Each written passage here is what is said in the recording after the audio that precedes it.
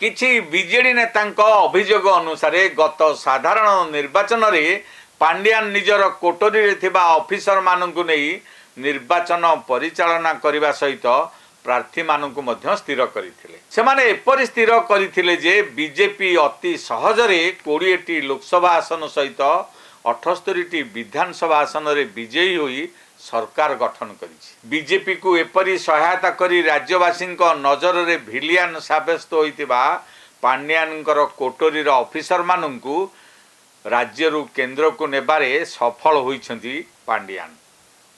केवल सेतिक नुहे, एई ऑफिसर माननक सहित तांक पत्नी सुजाता राउत कार्तिकेयन को मध्य से सुरक्षा दैछन। सुजातांक वीआरएस आवेदन मात्र किछि घंटा मध्यरे अप्रूव कराइबारे सक्षम होइछंती भैरव कार्तिकेयन पांड्यान।